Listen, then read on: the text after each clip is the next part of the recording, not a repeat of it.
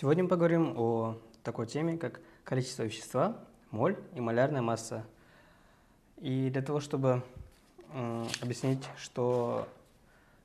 поглубже об этих значениях, давайте рассмотрим пример реакции оксида кальция с водой,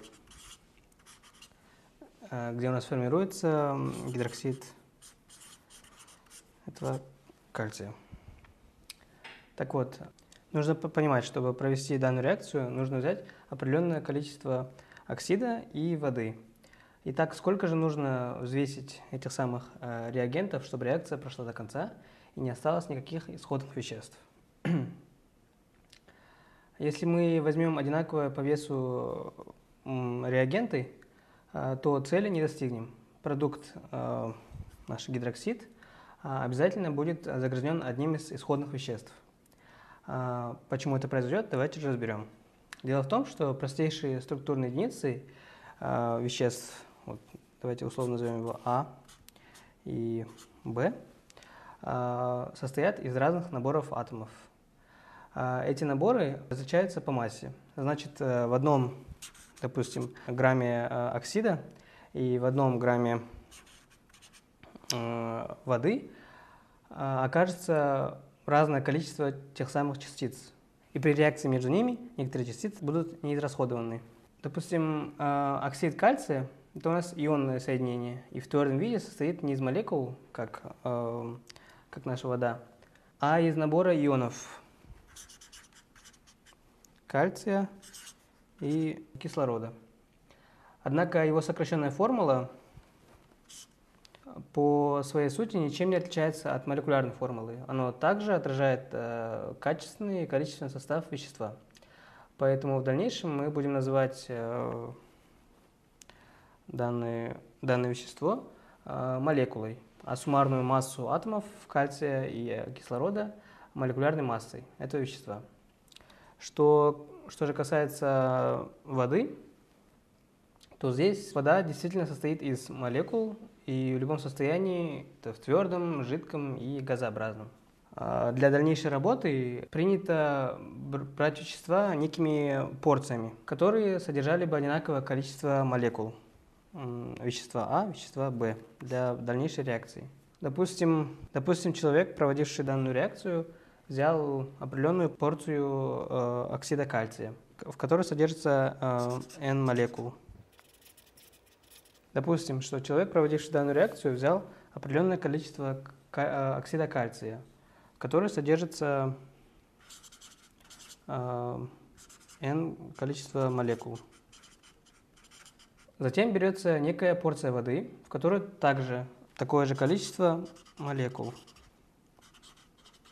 Смешав эти две порции реагентов, наш химик получает порцию продукта, в которой будет тоже равно N молекул. Нужно понимать, что в случае оксида и гидроксида частицы, которые мы используем, мы лишь условно называем их молекулами, так как я говорил ранее, соединение между атомами в этих случаях является ионным, и они состоят в качестве ионов, а не в качестве молекул, как в случае с водой.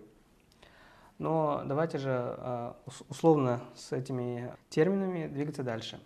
После окончания реакции не останется ни оксида, ни воды, так как оба реагента полностью превратились в наш продукт – гидроксид кальция. И, как вы понимаете, наши реагенты и продукты, эти вещества не так легко сочетать. Вот, допустим, если количество каких-нибудь предметов сочетать будет легко, допустим, количество яблок или конфет. Это можно сделать путем взвешивания веществ, допустим, и понять, сколько количества вещества содержится в одном килограмме или грамме. То же самое можем сделать с нашими химическими веществами, с этими реагентами и продуктами. Масса молекул складывается из масс составляющих ее атомов. Атомные массы элементов можем узнать из периодической таблицы Менделеева. И, допустим, если брать вот наш первый реагент, оксид кальция, который состоит из кальция и кислорода, Атомный вес кальция составляет у нас 40 атомных единиц массы. Это у нас кальций, да? А кислород составляет 16. Тем самым молекулярный вес данного реагента составит суммарно 56 этих самых единиц. Что касается воды, мы можем посчитать аналогично и понять, что наша молекулярная масса будет составлять 18 единиц. И точно так же можем посчитать для нашего продукта. Это у нас получается так, 40 плюс 17 умноженное на 2, то есть 74 единицы. Итак, допустим, мы для проведения данной реакции мы возьмем 10 молекул оксида, 10 молекул воды. И вот вопрос, удобно ли будет нам работать с таким малым количеством вещества? И, разумеется, ответ, что не будет удобно. Тогда давайте же попробуем взвесить на весах по миллиону молекул каждого реагента. И, в принципе, можно сосчитать, сколько весит порция из миллиона молекул того же самого оксида или воды, так как мы знаем, что одна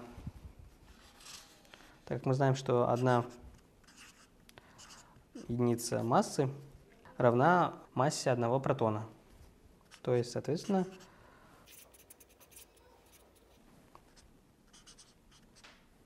мы можем рассчитать количество миллиона данных молекул.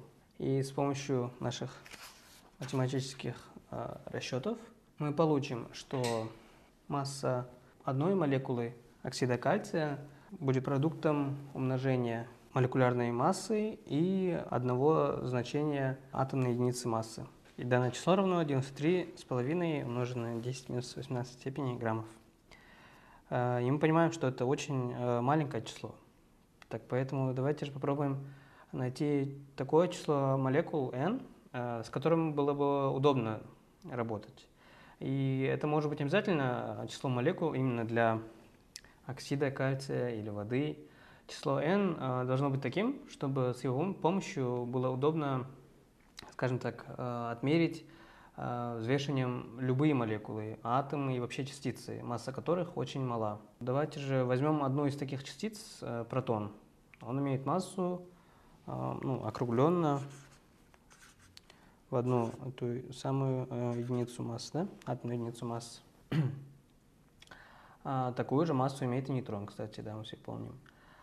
Посчитаем, какое количество протонов или нейтронов окажется в одном грамме этих частиц. Для этого давайте составим пропорцию. Так мы понимаем, что одна частица, одна атомная единица весит 1,67 умноженное на 10 минус 24 степени граммов. Да? В то время как мы хотим узнать количество n молекул, которое у нас будет весить 1 грамм.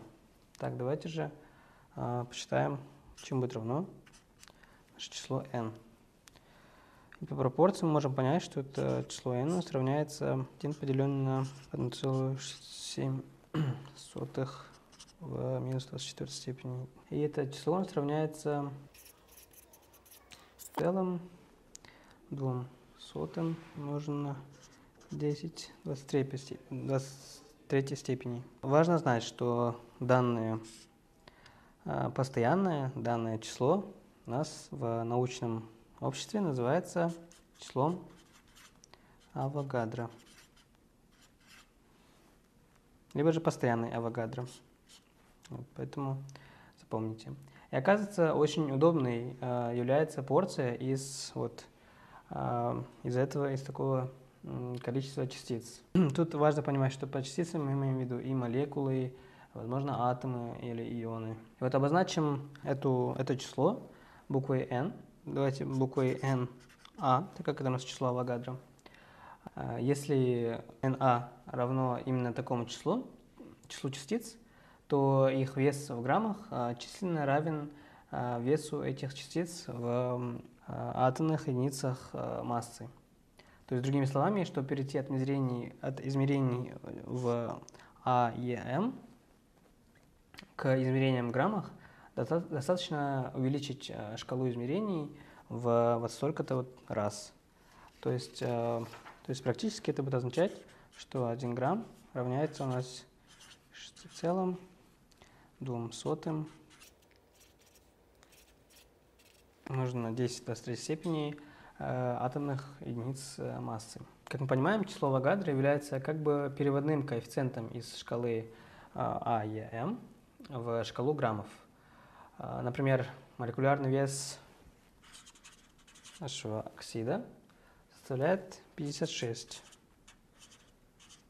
единиц. И взвесив на весах 56 граммов оксида кальция, мы тем самым отсчитали вот такое вот количество структурных единиц молекул, как оксида кальция. Чтобы теперь отсчитать для нашей реакции точно такое же количество молекул воды, следует взвесить на весах ровно 18 грамм воды. Соответственно, мы можем понять, что в 18 граммах воды у нас будет вот столько-то количество молекул. Итак, смешав точно 56 грамм оксида и 18 грамм воды, мы смешиваем порции веществ, в которых число структурных единиц оксида кальция и воды абсолютно одинаково. Тем самым мы обеспечиваем полное протекание реакции. В продукте реакции, в нашем гидроксиде, не должно остаться ни реагировавших оксида либо воды. Такие порции из нужного количества структурных единиц вещества называются молем этого самого вещества. Таким образом, моль – это мера количества вещества. Более точное, неокругленное количество частиц вещества в одном моле составляет 6 целых, и вот дальше частиц, давайте назовем. Составляет очень много частиц, как вы понимаете. 6 целых, сколько тут? Вот мы условно, если берем только вот первые 3 цифры, то неокругленная версия будет выглядеть вот так вот. И, как я говорил ранее, вот с точностью до второго знака эту величину нужно хорошенько запомнить и назвать, соответственно, числом Авогадро, либо постоянной Авогадро. Так, еще раз, моль – это количество вещества, равное вот этому количеству структурных единиц данного вещества, молекул, если вещество состоит из молекул атомов, если это атомарное вещество, или ионов, если это вещество является ионным соединением. Итак, мы понимаем, что в одном моле воды и также в одном моле нашего оксида либо гидроксида в всех случаях количество частиц, молекул либо атомов равняется этому числу.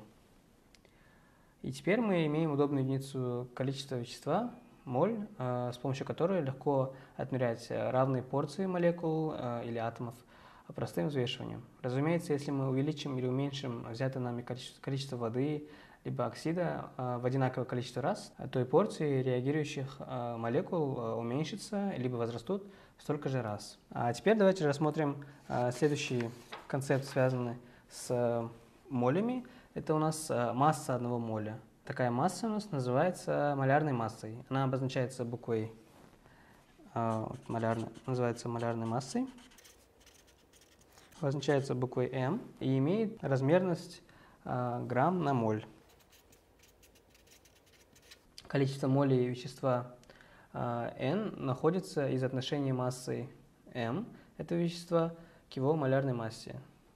То есть количество молей у нас равняется отношению M к M. В этом случае N – это у нас количество молей, M – масса вещества, и это уже большая M – это у нас наша малярная масса. Очень важно знать, что малярная масса численно всегда совпадает с молекулярной массой или атомной массой, если вещество состоит не из молекул, а из атомов. Мы знаем, что молекулярную массу можно рассчитать из атомных масс, которые указаны в периодической таблице Менделеева.